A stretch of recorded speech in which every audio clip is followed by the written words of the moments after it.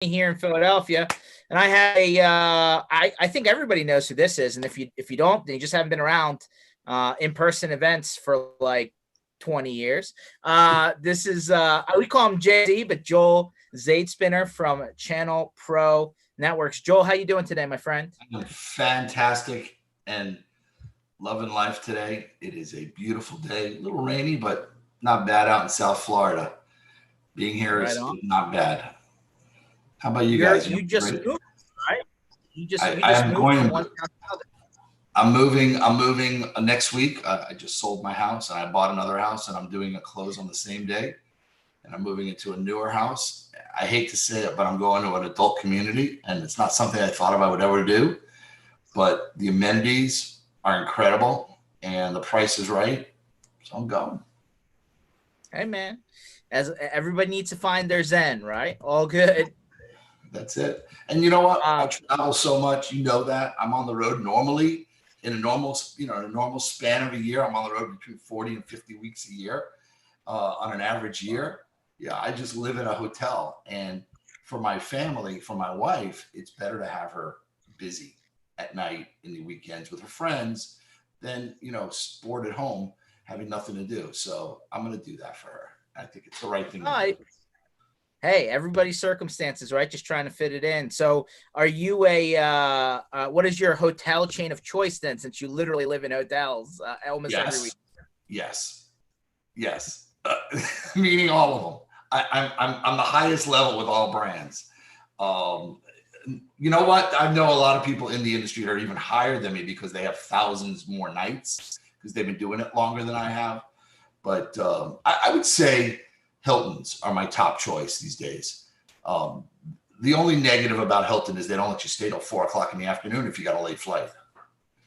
Uh, yeah, I get it. I know some people are the Courtyard Marriott fans. Other people are Hyatt. Everybody has their jam. Yep, yep. And I went to a hotel for Father's Day, the first one I've been to all year. I don't know if anybody else out there has been able to get out of their house or go travel, but I'm in South Florida and I'm in an area that's very, very, very, very, desolate. There's not a lot of people around me. I'm way out west over by the Everglades. So there's not a lot of people out here. And we drove to a hotel in Hutchinson Island. Nobody was there. Nobody was on the beach. And we got to sit on the beach by ourselves. And it was great. And it was my first hotel experience since March 6th. So, Joel, you're not near alligators where people just disappear into the woods, do you? Oh yeah, yeah, I'm right there. I'm literally a block away from the alligators. I'm on the edge of the earth. So when you look at my house, there's 5 houses after my house, and then it's just Everglades for till the center of the state. It's a beautiful. Okay. Well, I'll make sure you come visit me, and I won't come visit you. How about that?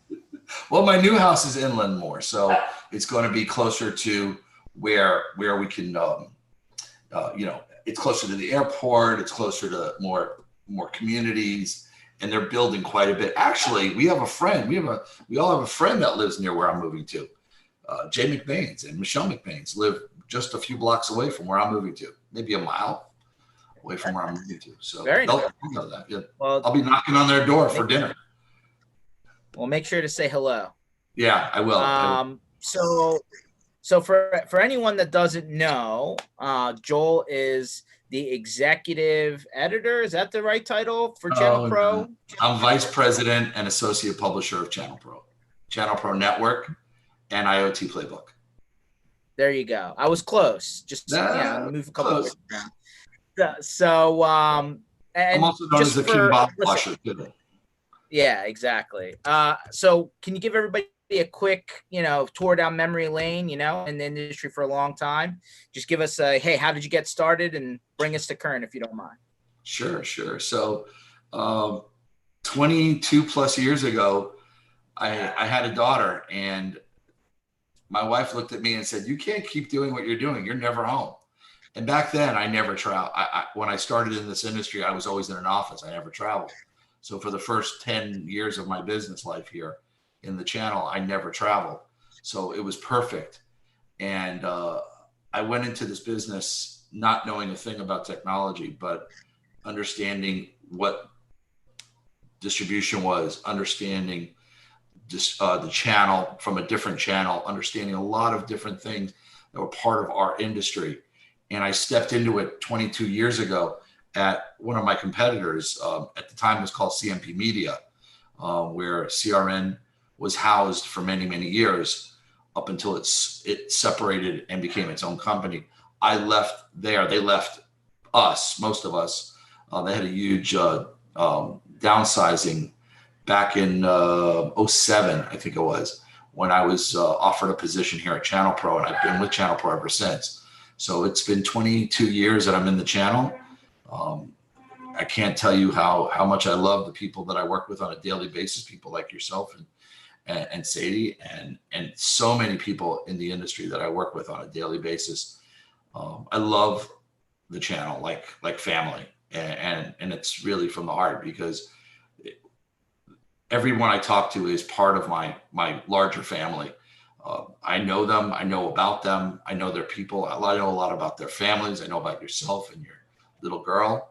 I know about a lot of the people that are out there in the industry. I want to know about that. I want to hear about good things, and I want to hear about bad things. But you know what? The channel is a very interesting organization of people. And when I say an organization of people, sort of like a family of people that help each other, because without working together and working with other companies, you can never grow your channel business the way it's been grown, the way Channel Pro has grown over just the last 13 years, 14 years that we've been in business. But it's all about working with other partners and other vendors to help that happen. And not just other vendors like yourself, but also other media companies. We partner with other media companies. We partner with every association we possibly can that are in the channel. If there's an event happening and there's a social aspect to it, they know that they're going to find someone from my team, either myself or one of my team members, are going to go out and be part of it, because it's very important that the channel sticks together and helps each other and get the message out about what they're doing, how they're doing it. Well, so let me ask you a question, right? So for 22 years, you've literally lived on the road. Sounds like you were home for like 3 holidays if you've been on the road for 50 weeks a year. So talk to me about the dynamic of 2020 then, right? I mean, the virtual thing has been difficult for many. Obviously, the events have all but, tried to be all-day Zooms or whatever platform you choose. I'm curious from your view, how has the industry, pivoted? Has it been successful? Do you see this working for the long term? I'm just curious what your view is. Sure. So listen, we all love to handshake and hug and be around each other, because it's the way we've learned how to do business. A lot of us that do business, it's about the face-to-face contact, and it's hard in the virtual world.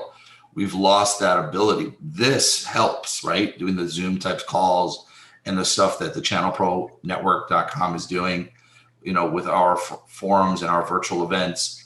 We've been doing virtual events for 3 years. So we had a start already on those virtual events, understanding some of the challenges you would have, and created an actual duplicate of a live event without being able to touch each other, right? Be able to handshake or have people around you, but you can be in the same room and talk to each other at the same time in our virtual events. But when you look at the industry as a whole and say, well, is this the future of events? We all hope it's not. It's a lot of work. George, whatever you or anybody out there thinks about virtual events, they think it's easier, it's faster. Yes, for the person that's getting onto it, it's so much easier. But those that are producing it, managing it, creating it, it's maybe 10 times more work than what it would be for a live event. So, the manpower that it takes, the software, the praying that nothing goes down. Just to give you an example, our last show just a few weeks ago, and you were there, and your team was there, we had everything running smoothly up until one moment when the entire system, not ours, but the software that we were hosting the video on, crashed worldwide. No control. You can control a live event. you can move it to another room. And then other folks, like, I don't know if you did, but some other vendors, they immediately switched onto a Zoom account and send emails out to all of the attendees and said, hey, I'm going to be on this Zoom call. Come and join me on a presentation. And it worked really, really well for them. And a lot of people were really happy with it. So you have to be very flexible on this virtual world. It is not going to be easy. It's not easy for both vendors and solution providers and MSPs. It's just not. But it's the way of things happening for the current future. We try to look at 3 months, 2 months. We've even tried to go 45 days without making a decision whether it's live or not live. But it makes it harder for people like yourself to plan and for the industry to plan on coming to something. And you know what? We're still not ready for live events yet. I don't think anybody's ready for live events yet, except maybe in certain states where they're not having the influx of the virus the way we are here in Florida, in some parts of the Northeast, even in South Carolina, where they were not wearing, they're not covering with masks, or they weren't having a lot of the restrictions we were here in Florida. Now they're second to us in the amount of cases. So you have to think about those things and how it helps others. And it's always about the other person. It's not about us, not about you and me. It's about the other people, how we're affecting them and what's going to happen. Because what's going to happen? They're going to start suing everybody for getting sick. They're going to start having, all kinds of cancellations and fees that they're going to start adding to all the events because, you think you're going to have this many people and then they don't show up. So the costs are going to become huge. It's not like nobody wants to do them. And I understand you've been doing some road shows around the country. Were those live road shows in person that you were able to get out there, or was it? So for us personally, Joel, I mean, we, coming out of 2019, we were doing like in-person lunch and learn type, format, right? We would do 2 or 3 cities at a time. And then obviously, was it just like right at the edge of February going into March, right? I mean, the world shut off, right? So, and obviously virtual has been, like I said, like the thing. I mean, I was just watching today, Microsoft Inspire's platform crashed during the beginning part of their session, right? I mean, it's definitely not perfect. If you want to use the blue screen of death during the presentation joke, but there's, it's not 100% perfect. And I think to some degree, Joel, and you have a lot of vendors talking to you. You have a lot of MSPs talking to you, right? From a media standpoint, I feel like there's been a bit of a disruption in the way people are launching updates, announcing new features, new products, because a lot of that was aligned towards events, and collaborations between vendors. And now it's kind of murky as to the strategy. So from a vendor standpoint, how have you, has your conversation been like with these guys out there, and how's the plan, shifted? So on announcements and things like that, there are more announcements than ever before, right? People are just continuously announcing because there's no floor or format to bring it to wait till that day. So as they're being evolved, they're just announcing. Our news is, we're getting more and more news because of that. People are just sending us press releases nonstop, as well as you guys. You guys have been announcing a whole bunch of stuff that came out this year. In the last, 5-6 months, you've launched a ton of new services and products and offerings for your partners. So, I've been seeing all of that. So, everyone is doing it, but the ones that are doing it right, and you guys have been doing a good job of it. And I will commend you on that, George. A lot of people that are doing these press releases to the channel, to the media, they've got to be precise. They've got to get the message right. They give them a reason to write about it or talk about it. Because if it's just today we announced this, it's got to be something more than that. It's got to be more than just a simple upgrade or a change to one little thing. It's got to be more meat to it. It's got to give them a reason to read it or want to be involved in learning more about it, and maybe linking onto their site, clicking onto their site and seeing more about it from an article. So they've got to give us a little bit more meat about it. So that's really important, really important. And I know that you have done a really good job of that. Yeah, I mean, I think part of the challenge from a vendor standpoint, Joel, is the rate. Like different people have different release cycles, right? If you think about Microsoft historically, right? Hey, there's major version releases, there's service packs, right? And then they started going into once it hit Windows 10, it was more of a monthly kind of thing, or obviously everybody's heard of Patch Tuesday forever. At the end of the day, I think part of the challenge is there's just a lot of noise going on right now. So how do you, from a media perspective, like you said, is major releases the answer? Is it, hey, I'm announcing a new change to my partner program? Like how do you decide which vendor news is really newsworthy? So partner programs are very important to our partners, right? So that's one that's very important. Two, major releases are very important to our readers, because if it's a small little change, it's not going to change their day, right? But if it's going to change what they're doing in their day-to-day with your business, with your product, then it needs to be notified to the audience. And we do that quite a bit. And it's really important to get the message out that way. The little stuff, we can talk about it, right? The little stuff. But there is little stuff that's important over time. So maybe put some of those little things together and present it all at once, instead of doing it in small piecemeals every day. And that might help the audience understand it better and make the change easier.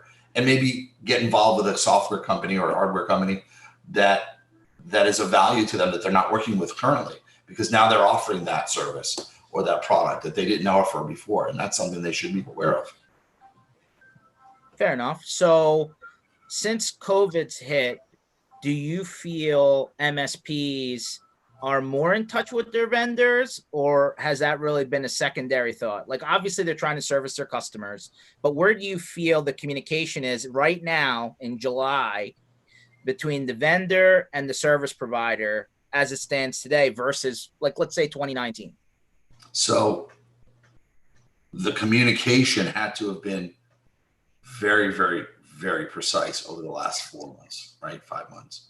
They had to communicate to the from the vendor side to the solution provider, the MSP side. What are they doing to help them with the products and services that they're offering to make it easier for them to go to market and help end users build their businesses in today's world, whether it's from home offices or offices that are being separated by standards, and making sure that everyone is working, because the loss of jobs have been so huge outside of the channel that it's ridiculous what I'm seeing. The numbers are crazy. When I look at numbers out there, right, in loss of jobs, you're seeing it like crazy. But in the channel, in the vendor and in the MSP side, it's been growing. People are hiring. People are looking for positions. And I'll give you a perfect example. My wife worked in healthcare. You'd think that's the most important thing. Well, up until now, it has been. But all of a sudden, they had cuts. They can't afford them anymore. My wife lost her job last week. She was no longer needed. You're in healthcare. How are you no longer needed? But you're no longer needed. Your job is dissolved. But software companies are looking to hire her because she was in the senior living facilities. So software companies that are in senior living say, you know what, you have more expertise than anybody else. So they're calling her up saying, hey, why don't you talk to us or apply to our positions, because there are job openings out there, but they are very specific. Now, the vendors have done a really good job in helping the partners get the products and services that they need to make the day's work easier for those working from home offices and offices around the country that are on their own. And it's very different than it was 6 months ago. Everything changed. We stopped, we looked, we changed. And those that didn't are suffering. Those vendors that didn't think about it and didn't stop right away, put a halt, stop, and then rethink about what they were doing, they didn't change. They're not going to grow. They're not going to be successful in the long run. But those that did, they did, just like we did. We stopped, we looked at each other on a Zoom call just like this, and we said, How are we going to make things better for our partners? How are we going to make our readers more happier with what we create and do? What is it that the vendors need us to do for them? I picked up the phone just like you and I spoke months ago. I called everybody up individually and I just talked and made sure that everyone was doing okay, not just in business, but personally. And that's very important for both vendors and solution providers to do on both sides, just like we did. Stop what you're doing, pick up the phone, call them, be personal. You're not a business at the moment. This is not a world of, even though that we all want to make money in the long run, right? Because we have to pay our bills, you still have to be a person. You have to understand that there are parts to this that are not avoidable. You have to be there for each other. And just like the channel, we're all a family. So gotta call the cousins, the aunts, the uncles, Uncle Grandpa Joe, Jay-Z here, right? You gotta call us once in a while just to say hello, check on us, make sure we're doing okay. So to your earlier point, there have been a few of the larger vendors announce cuts, right? It seems to be like a playbook type thing where, you know, some of these more venture backed or PE backed or, you know, publicly backed, whatever you want to call it, companies have cut some headcount. A lot of them attributed it to COVID. So, and a lot of those people have since found jobs, which is great, right? Because technology is still moving. Do you see that continuing going into 2021, or do you think things will stabilize at some point? I think there's going to be continuous, downturn for now. Why I see that, it's not that they don't want the employees to stay on. There isn't an opportunity for them to do anything unless they start building their virtual practice, what they did live. So those people that had companies that did a lot of events, if you do a lot of events, you have an events team. Now your events team is not needed because you can't go anywhere. So how do you transition those events folks into a virtual event team? What do you need them for? What do you need them?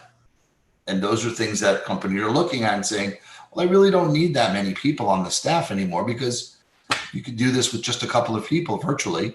You don't need 10 people on a phone call to talk to, one person who comes to your booth when you're online, right? So those are very important things to think about. So that's why I see a lot of layoffs in a lot of places. And then there's a lot of headcount that, there's just nothing that they can do with those folks right now. There's no place to put them. And then of course the venture groups are thinking about the bottom line and they're saying, okay, what do I do with headcount? I've got to cut somewhere. Many of the companies that I've talked to, even our own company, we took pay cuts. We all took pay cuts. Even where my wife was working before, all management took higher pay cuts than than the different levels. Everybody took different levels of pay cuts. Owners took pay cuts. Management took pay cuts, and some larger than others. I have to commend the owner of our company. He's done a great job of managing everything that we do day to day. And he's done a great job of making sure that we're able to feed each other and feed each other's homes and take care of each other and have jobs. Before those pay cuts happened, was that something that everyone kind of said, hey, we're willing to take a pay cut, or did they just deploy that across the board? Well, really, that doesn't, I don't think anybody should think about, is that something that they talk to each other about? Because everyone's going to have a different answer on that. I think that's a management decision. That should be a management decision. And they're not, it's either you take a pay cut or lose your job, or 10 people lose their jobs. I'd rather take a pay cut than my counterparts lose their jobs, right? So that's what we've done. And that's how you keep folks within a bigger company happier and managing the business right now. I'll tell you, we've been very busy. We have a cybersecurity show coming up next month, August 5th. It's a one-day live event online, of course, but it's only security. It's geared toward the security market, and it's one day. You register on our site, and it's easy to go to. Now, we have had great growth in that. We have a very large group of people that are signing up for it, and more are going to sign up for it. And then, we have a couple more weeks to it. and we have some nice vendors that have signed up for it. We have like 5 to 10 vendors that'll sign up for it and sponsor it. And it's doing really, really well. A lot better than I thought it would. So that's a good thing. So we're seeing growth. We're not seeing the numbers we'd like to see year over year, of course, but nobody that I know is. There are very few companies are. I mean, there are some companies that are so vital, their numbers are growing drastically, right? But companies like ours and many of the solution providers out there are just managing through this time. March was a tough month for many of us, but as we get into June, July, August, things are getting better. People are starting to see a change. People are getting out there. We're wearing our masks. Make sure to wear your mask. But I'll tell you, we are starting to live a life again, but separated. We're keeping that separation. Do you see a lasting effect to this model post-COVID? Like, does the handshake disappear? Or are people going to be, using like 4 bottles of hand sanitizer instead of 1? Like, do you see the way events are structured moving forward? Does that really change dramatically? I'm curious because you put on a lot of stuff. You see a lot of events, right? I mean, you're at 50 weeks of events every year. I got to think there's got to be a change. Yeah. So I firmly believe that my friends from Nepal who say namaste when I see them will become our new way of greeting, because it's very easy. Either that or bowing, as many of our friends who bow when they introduce themselves or say hello. I think that's going to become more of a common way of greetings. I think there's going to be, unless there's a vaccine that's going to stop the spread of this virus, I think that we're going to stay away from each other. We're going to have events that are going to be plexiglassed, encased booths. I think there's going to be, we've looked into all of this stuff, all the options. And I think it's going to be like this for several years. I don't think for this year, for sure, I don't see any change. And I don't see the first half. I don't even think the first half of 2021 will change. I think what we're seeing is that we have to get the numbers down before we start to make changes to our world.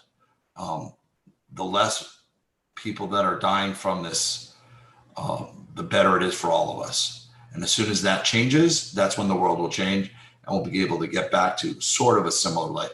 But I think shaking hands again on the road is going to be tough. And I'm a big hugger, so it's going to be tough for me. I know you are too. We like to hug our friends, people we meet. I'm a big hugger. I've had a hard time when I meet people that I see that I know. And just this week, last week, I spent a week with my daughter who lives in Philly near you, and she's in South Philly, and she came and met me on the beach in North Carolina on the shore in a private home that we rented by ourselves, and we cooked in the house just so we can see her, because we hadn't seen her in months and months. So it was a really nice way to get away and go and see some. But even there, I was reluctant to hugging her because I didn't want to accidentally spread a germ that I thought I might have or I don't have, or vice versa, right? So you sort of hold back that emotion that you're so used to. But I think we're going to have to change. I think we're going to change, but eventually we'll be able to shake hands again. It'll take some time though. Fair enough. So let me pivot a little bit to the MSP side of the equation. If you're an MSP today, what is your advice to using the media to help you get your story out there, right? I mean, there's a lot of MSPs out there. We're all trying to sell to the general, business community, right? There's a lot of businesses out there. What is the best way for an MSP to engage media to help get, their messaging out there? So, really great question. We write about MSPs in Channel Pro. It's all about the MSPs, best business practices, really important. And what we tell all of our readers to do and all the MSPs to do is send us a message. What are you doing differently than what other guys are doing? How have you made it easier for the end user? What is the service and offerings that you have that could make a difference for other partners to learn from? And if they're able to get us a message like that, and they can reach me anytime. I'm easy to reach, Joel Z at channelpronetwork.com, or my associate publisher, my executive editor, Rich Freeman. Either one of us, you're able to get to us, send us a message, and if we think you have a great story, we're going to write about it. We feel that it's important for MSPs to get the message out there. Even if you're out somewhere in the U.S. and you have that message, and again, we're a U.S. based publication. We don't write internationally. We have a hard time getting out into the international market with the new rules of canned spam laws and a double opt-in and all of that in certain areas. So there are GDPR rules. So, a lot of that is hard to do outside the U.S., but we partner with other magazines to help them. But on our U.S. based partner, if you have a story that you've done something different and helped other partners grow their business or doing, tell us about it. We'll write about it. Why not? We want to hear about it. We want to help your partners and your friends in the world build their practices the same way you are building yours. So if you've got something a little different, maybe a niche or a specific type of offering that you think that can help others, that's the best way to write to us, and make it very clear. So is it, I guess a little bit of the mindset around this is, if people are writing about you and they're publishing something about you, it gives you a little bit more validity from a marketing standpoint, right? That you're doing something right, or that you're an established business. So, I mean, from a marketing standpoint, like for the people who you have written about, for example, what have they done to take that type of promotion, if you would, and help, generate new leads, for example? Well, it helps them grow their business because they can take that publication and go, look, I've been written about in our leading publication in our marketplace. So the channel is where we are. We're MSPs and we write only about this marketplace. And they can take it to their end user and say, look, my industry magazine is writing about me, or they've covered me. Lieberman, who writes all the time for us on specific topics. I mean, the guy's an expert in a lot of different parts of the channel. And he could take that and bring it to an end user and say, look, I've written for them because I'm an expert in this field. And I've written about it, and look how I write about it. Or I've been mentioned in this product, in this magazine, or on their site because of my expertise, of my knowledge of the business, so that you understand, Mr. End User, that I'm an expert and I can help you. And I've been recognized by the industry experts. Makes sense. So let me ask a different question then. Do you often get MSPs asking to write, articles, right, about certain things? Like how does that process work? All the time, every day. So we get emails all the time. And if it's a good story, if it's a story that you are involved in writing, if you create something, we don't want you to write a whole story for us right off the bat. We want you to give us a blurb of what you think our readers want to hear from you, or what you're doing.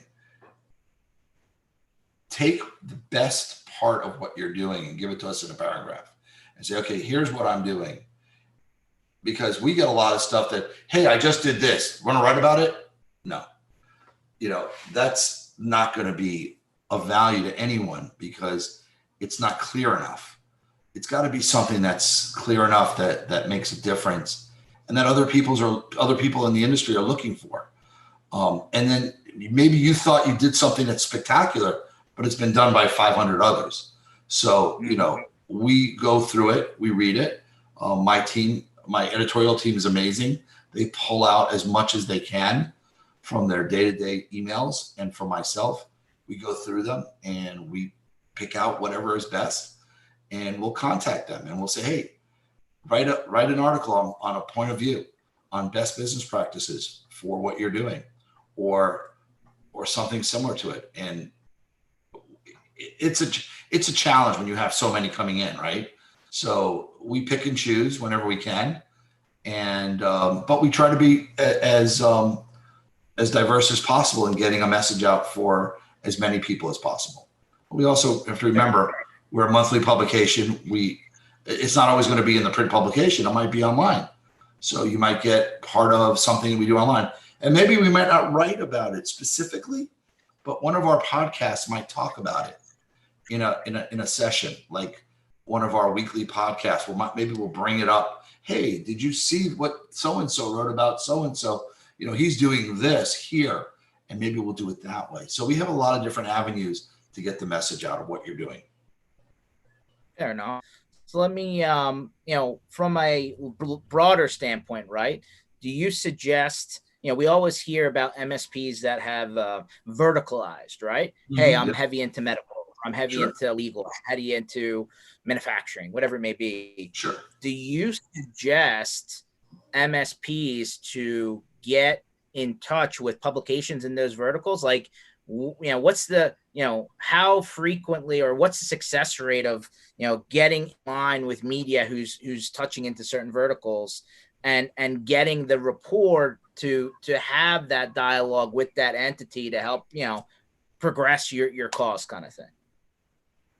So, verticals are very important, and a lot of the partners want to know what verticals you're doing. So if you are doing something great in a vertical market, our readers want to know more about that. That's very important. We also have another publication called IoT Playbook. And just like Luis Alvarez, who's an expert in the IoT space, he writes for us. He's on podcasts and webinars that we do a lot. And if you're an IoT expert and you're building your IoT practice, we have an entire publication built for that, for the IoT world. So if you're an IoT expert, send us some information about that. And same email address, doesn't make a difference. I mean, I have an IoT Playbook email address, but you can reach me at channelpronetwork.com, joelz@channelpronetwork.com, easy. And we're always looking for good, solid content from IoT side. But when you look at all the different verticals out there, healthcare, manufacturing, retail, whatever it is, there is plenty of content out there. If you're doing something different in those spaces, we definitely want to hear that, right? Those are really important because partners are always looking for another avenue. I'm doing a lot of break fix, or I'm doing a lot of managed services in, home offices or small offices, but I want to expand. I'm having a hard time expanding. They go to a lot of events, but they don't really understand what to do. But you, as another partner, might be able to explain it to them a little easier in a little editorial piece that you put together, and talk about how you were able to penetrate that market. There's a gentleman that we know in the Midwest who specializes in dentistry, right? We have another guy who specializes in medical offices, in HIPAA compliances. We have others that specialize in oil and gas. I mean, everyone that we know and that brings us content specific to a market, to a vertical, and it helps the other partners grow their business. It's really great information. Okay. Appreciate that. So zoom out now, right? So during the first part of 2020, what 1, 2, 3 stories or headlines come to mind that shocked you? Shocked me? That's pretty tough. Not much shocks me. 2020. It's been a crazy year. I feel like every month. January, February. Well, I mean, really, there wasn't a lot of time to shock me in 2020. I mean, we're in July. We're 6 months has gone by. Something had to have popped up that you're like, wow, I did not see that coming. Wow, that's a good question. I don't think anything shocks me. For anybody who thinks that we rehearse these beforehand, that's not the case. These are on the fly questions. Yeah, they are. Shocks me. You know what shocked me is that we had to stop what we were doing internally on March 6th after our last live event. We finished our live event. You were there. It was in Dallas. We stopped our event, and I go home, and I watch the news, And I'm like, wait a minute, how are we going to get back on an airplane? How are we going to get back to another show? And I'm looking at my calendar, and I have a calendar somewhere in here. I have a calendar somewhere in these drawers, but I keep a hard calendar just so my wife can see it when I'm not home and walk in and know when I'm coming home, even though she has it on digitally. We have our calendars linked so that she can see when I'm in and out of town. But it also helps me plan my travel for my clothing, where I'm shipping stuff to, and things like that. So I know where I'm sending things. And I looked at it and I go, I'm going to be on the road for the next 4 months, every single day, including weekends. I'm so busy. And then on March 7th, it stopped. And on March 9th, I looked at my calendar and I said, I don't know when the next time I'm leaving my house again. And I've been here ever since. So that was a big shock. That was a shock to me. It's fair. Not to everybody else, but that was a shock to me. And another big shock is some of the big layoffs that have been happening this year. I was sad to see that as a big shock, but as a whole, another big shock is how well the channel has worked together. And I don't think it's a shock as much as an appreciation of how the channel has worked together to continue growing the way it's been growing in this new world of COVID-19, unlike what we've ever seen before. I mean, I'm working with other media companies. I've been on other media company podcasts and vice versa. We're doing working together to make sure that we're stable and we're strong for our partners and for our vendors and for all of our readers. That's really important. So those are things that shock me. I've always been an advocate of partnering, but I never thought I would see it the way we're doing it now. And I think it's better than ever before. Awesome. So apparently you're a big cooking guy. Every time we talk to you, you're cooking something. So for a guy that has eaten at many a restaurant and probably should have his own cooking show on like a YouTube, I would love to watch that. What is your favorite dish? To make or to eat? They're two different things. So give me answers for both ones. All right, to eat, I'm a real stew kind of guy. I love stews, and I love like a Hungarian goulash or a jambalaya. Those are my kind of dishes. Those are the things I love to eat. Right? It's not good for my waistline, and my doctor's always yelling at me about it. But I can tell you, those are my things. Those are the things I like the most. I wasn't expecting those answers, by the way. But go ahead. What about to order at a restaurant? When I walk into a restaurant, those are the things I would order in a restaurant. Okay. Those are the things I would go to a restaurant. Those are my favorites. And then again, I'm a big cheesesteak fan, as you are. And I know we like the same cheesesteak, right? Tony Francisco, who was on earlier, would have told you he didn't think there was a good cheesesteak, but he had never eaten one outside of Florida. And I said, Tony Luke, baby. How can you decide if cheesesteaks are good or not if you don't go to the source? I don't understand. That's right. Yeah, I've eaten cheesesteaks all over the world. If you don't go to a good cheesesteak place like Tony Luke's, right? And not all of them are as good as the others. I would tell you that there are some that are better than others in cheesesteak world, right? And everyone's going to have a different opinion of cheesesteaks because everybody's taste buds are different. But if you look at a cheesesteak in general, the way it's made and the style of the meat and the way it's I feel like you're just punking me, man. I didn't think cheesesteak was off your list. I love. Okay. Listen, I've had probably cheesesteaks from 20 different locations in Philly in my life. And I will say that when I go to the one place, and Tony Luke's, you recommended it to me years ago. And I will tell you, my daughter thinks completely different. She doesn't like Tony Luke's as much as she likes the place she goes to. But then again, it's her prerogative, right? And I'm not going to argue that point. It's my taste buds. So what's her So what's her place? I don't even know the name of it. It's off of Second, I think. It's right off of Second. It's by Jimmy's, I think. And I don't like gyms. I don't like gyms as much. And I have a lot of friends that love gyms, right? And I just don't like the way they cut it so thin, little pieces. I like a little bit bigger piece of meat in my sandwich. So I think and the flavor's a little different. So I'm going to go with that. But I'll tell you, when I make my own meals, I love making Italian food, chicken parms. I'll make a lot of stews also, which my son doesn't really care for. So I try to stick to stuff that's more on the more basic side at home. But when I say basic, chicken Parmesan, chicken Scarpiello, on the Italian sides, I make a lot of good. I make a mean chicken soup, matzo ball. Yeah, I'm a good matzo ball soup maker.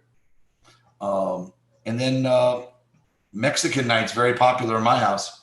We'll make tacos. We'll make fajitas. Okay. I'm telling you, man, we're gonna have to get this Jay-Z cooking show off the ground. Apparently, it's part of my Hispanic side of my life. Popular demand. I got to tell you, Joel. Looks like sport. I'm telling you, we're gonna get it off the ground. So it looks like sports are about to get off the ground, Joel. Yeah, right. Yeah. I mean, do you see yourself going to a sporting event? Should you be able to this season for any of the sports? I love sporting events. I love going to sporting events over watching it on TV. I love going live. But I can tell you that I probably get to go to one a year because of all my business traveling. I don't get to go as often as I'd like to. But my team right now is college.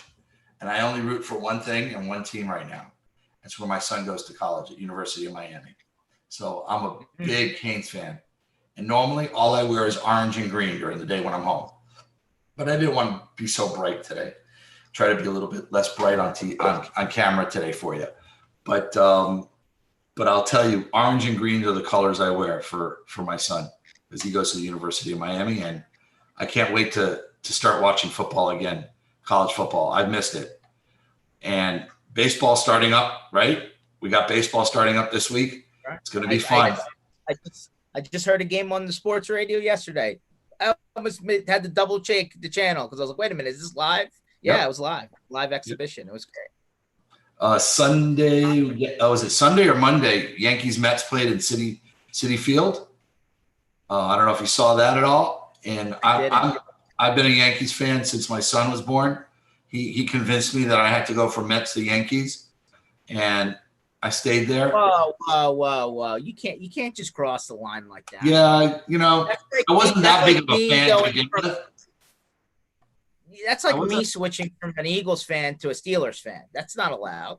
Yeah, in New York, it's a little different. When you have a son that's so into sports like I do, and I'm wearing, I get more abuse for wearing a Mets hat than anything else. So I went to Yankees, and I stayed there ever since. And it wasn't a bad switch. It wasn't a bad switch. But I've always been a Dolphins fan. With the front runner. I've always been a Dolphins fan. I've always been a Niners fan. I've had certain teams that I've been a fan of for many, many years just because I was. And my son has different football teams that he's a fan. He's a Giants fan. That's all right. I don't have to always be a Giants fan. You're originally from New York, right? Can we make sure? Okay, so how are you in New York? How are you from New York and you're a Dolphins fan? I grew up in Miami. I grew up from the age of 7 on in Miami. And then I moved back to New York when I was older. And then I came back to Florida. So Dolphins has been in my blood for a long time. The Bob Greasy days were my days. The Bob Greasy, the Manny Fernandez, Larry Zonka, those were my players, right? Those are the guys I watched playing.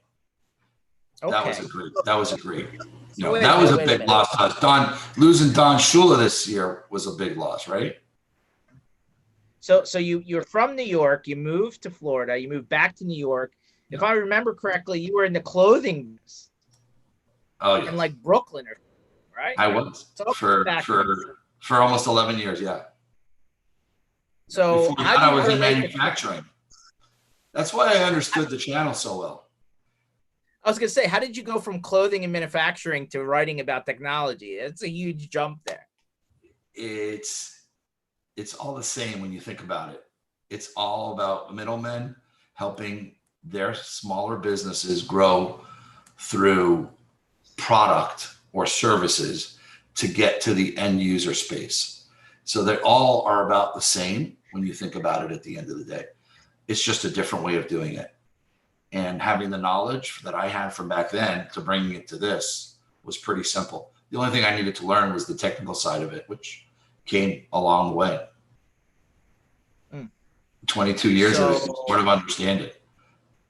No, I mean, it's very intriguing, right? We've heard a lot of people on MSP Initiative that started in completely different industries. Like Dan Wensley was just on the last one, and he said he was in the newspaper business like you, like in the sales side, right? Yep. You'd be like in newspaper sales, and he jumped from newspaper sales into ISP. And that ultimately would have bridged him into the technology space. So very intriguing. So, now that we're in the kind of final stretch minutes here, if you were to give anyone watching this advice to get through the rest of the year, IT service provider, managed service providers, maybe even guys who, are employees of these companies who may be watching, what's your best advice to get to the end of the year? Well, my best advice is make sure you have great connection wherever you're at, whether it's wireless or home office or business. Make sure you have a great connection because, as you see, it's very important for all of us. That's number one. Number two, be kind to each other. It's really important to be there for each other, whether it's work, play, family, and friends. Try to be there for each other because it's not easy for all of us. We're all stuck together, whether we like it or not. Whether we're trapped in a house together or we're working on phone calls together, we have to respect each other as much as possible, much more than we ever did before. So that's another thing I would suggest. And the other thing is, remember that watching the news all day will make you crazy because you never know what to expect. I believe in the news. We're in the media, but watching it all day is not a good thing for anybody. Watch what you need to watch. Get the excerpts. Get the details that you need. Get information from some of the websites, but don't spend all day reading it. Get involved in your organizations online. There are plenty of them. Get involved in the channel. Get involved with your vendors. Go to all of the events that are happening online. Spend time learning from events like conversations like this, by going to podcasts, going to the channelpronetwork.com site and getting information on the podcast. There's tons of information, daily information. We post every day new information about what's going on in the world in the channel. Go to the events that we have and all the other vendors have, and all the distributors and don't forget your distributors, because distributors are helping a lot of the vendors get through this, whether it's through financing, whether it's through a lot of the things that we don't think about. It's a really important thing. And stay close to the people that you work with and are around. Make sure that you're there for each other. And I think that we're going to get through this fine. It's just going to be another few more months, another 6 months, I think, maybe a little longer. But we're going to get through it eventually. Don't forget to wear your mask when you get out of your house, because whatever you don't have, you'll get from that guy who you walk by who just coughed on you or sneezed on you as he walked by you in a mall or in a store or in a restaurant. Not that you're worried about giving it to them, it's them giving it to you. And you want to try to protect yourself as much as possible. You might be testing, negative, and that's great. I've been tested, my family's been tested, but there are those that are positive and they're not showing any symptoms and they don't know that they have it. And if they give it to you, I just heard a story yesterday of a friend of ours, next door neighbor, their son, 14 years old, went to a birthday party. We're going to go to a birthday party because kids aren't going to be the problem. Well, the kid contracted COVID, no symptoms whatsoever. Then he gave it to his dad, and his dad is on a ventilator right now. And he might make it, he might not. it's pretty bad. So it's not that you're feeling sick or you're getting someone else sick. You're killing other people by not protecting, by not going out wearing something over your face to cover your mouth and your nose, to make sure you're not spreading something that you might not know you have, or they might have, and spread it to you. So it's that simple. And once we have the vaccine, and once we have everybody treated or have some sort of a cure or some way of stopping it, I think we have to be kind to each other and help each other every way possible. So those are some of the things that I think we should do. No, great words of wisdom there, Joel. I hope we do see each other for the end of the year, hopefully in person. If not, then 2021 can't come soon enough, my friend. Well, you know what? I'm not counting it by the day or the month or the week. I'm looking at the future, and I see a positive future. I see virtual hugs now to everyone, but soon it'll be real ones, and we'll get there. We'll get there together, and we'll get there helping each other. So thank you for being part of the channel. And thank you for the opportunity to join you on your podcast today. Yeah, absolutely. Appreciate you coming on board. And just a reminder for everyone, this session was recorded. It'll be online every Tuesdays and Thursdays, 1 o'clock Eastern. We keep on bringing people from around the sandbox that we all play in to, give us some food for thought and give us a slightly different perspective. So appreciate Joel giving us your angle from the media's eye view, and we'll catch you down the line. Thanks so much for having me. Have a good one, Joel.